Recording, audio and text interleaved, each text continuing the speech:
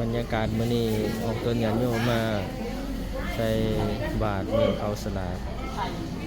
ขอสาธุโมทนาเด้อเป็นบุญเป็นกุศลทุกคนที่เขามาออกอุปโมทนาในสาธุการเพราะว่าจะเป็นเจ้าภาพเจ้าศรัทธาโฮงทานเนาะมื้อนี้เนาะมื้อนี้ก็มีศรัทธาโฮงทานอาจจะเป็นขอบคุณเนาะศรัทธาโฮงทานยังมื้อนี้นะโฮงทานเขาปุ้นบ่หรือยังโฮงทานเขาปุ้นเนาะสายคณะสายบุญเอาดีๆเลยระวังหมอเขาปุ้นความก่อนนะประมูทนานำโฮงทานคณะสายบุญบ้านผู้ค่ำเนาะปอสหพันธ์ออกต้นญาติโยมเพิ่น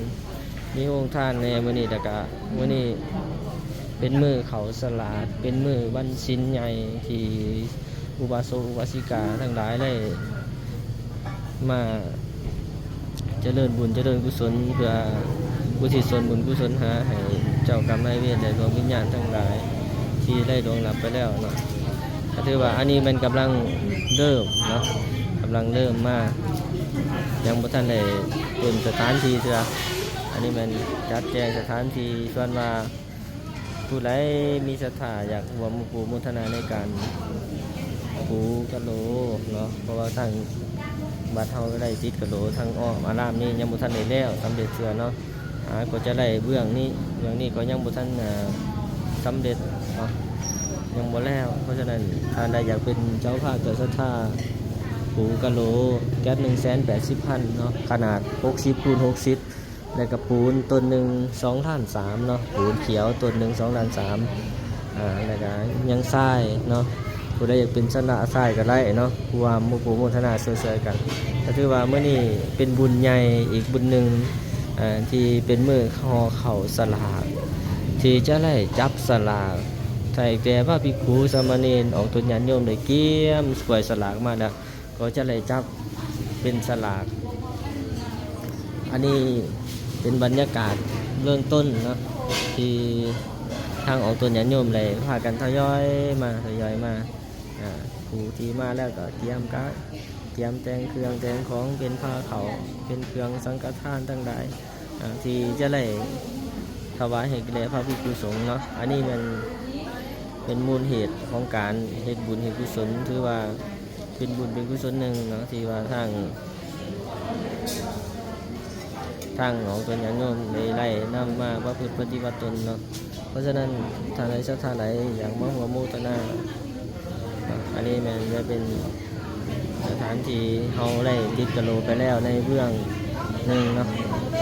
ก็ยังบ่ทันได้สำเร็จเพราะฉะนั้นท่านใดอยากร่วมโมทนาสาธุการก็สามารถร่วมโมทนาสาธุการได้เป็นบุญเป็นกุศลเนาะเพื่อให้ทางวัดมีความเจริญเพื่อมีความสะดวกสบายขึ้นตื่มในการใช้สอยเสนาสนะของตนญาติโยมมากก็มีความสะดวกสบายเนาะเพื่อให้มีความจบความงามเมื่อสะดวกสบายขึ้นบรรยากาศทางในเนาะทางในก็กำลังเดิมทยอยครับซึ่งมีทั้งในทั้งนอกเนาะเป็นทั้งนอกคือว่าขาเกียมกันไปเพิ่มขึ้น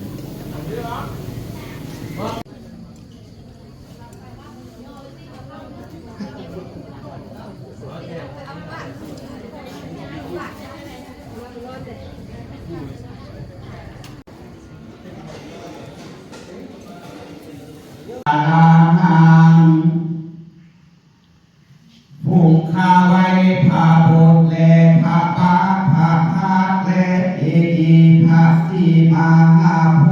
ภูมิคาน้อยขอนอบน้อม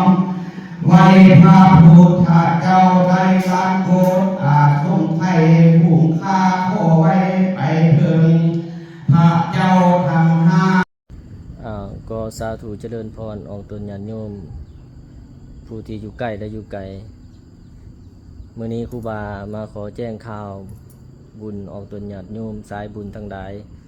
ผู้ที่มีใจศรัทธาอยากเป็นเจ้าภาพเจ้าศรัทธาเป็นปูนติดกะโหลเนาะปูนเขียวเนาะแล้วก็เป็นศรัทธากะโหลเนาะแก๊ส 180,000 ส่วนปูนกับเป้า115,000เนาะเพราะฉะนั้นท่านใดอยากเป็นเจ้าภาพเจ้าศรัทธาก็สามารถร่วมอุปโมทนาผ่านบัญชี QR Code ของครูบาที่ปรากฏอยู่ในหน้าจอนี้เนาะแล้วก็ท่านใดมีจุดประสงค์อยากเรียนศรัทธาก็สามารถร่วมอุปโมทนาผ่านบัญชีของครูบาเลยทางเฮากับบัตรเฮาก็จะได้สร้างตลอดไปแล้วก็จะได้เริ่มติดกะโหลมื้อนี้เนาะส่วนกะโหลก็เอามาบางส่วนแล้วก็ยังบ่ทันเพียงพอเพราะฉะนั้นออกตนญาติโยมญาติพี่น้องผู้ที่อยู่ใกล้และอยู่ไกลผู้ที่ว่าเห็นคลิปนี้ก็สามารถแชร์เป็นบุญเป็นกุศลให้ออกตนญาติโยมหรือให้ได้บุญได้กุศลรวมกันในการสร้างบารมี เพราะฉะนั้นให้ทุกท่านจงมีแต่ความสุขความเจริญปรารถนาพรที่ประเสริฐก็ขอให้ได้รังคำมักคำปรารถนาเมื่อนี้แมันจะได้เดิมติดกระโดเนาะทางออมแอมอารามนี้ให้สำเร็จเพื่อให้ออกตนญาติโยมมาใส่เสนาสนะเพื่อความสะดวกสบายบ่ให้เปื้อนเนาะสาธุสาธุ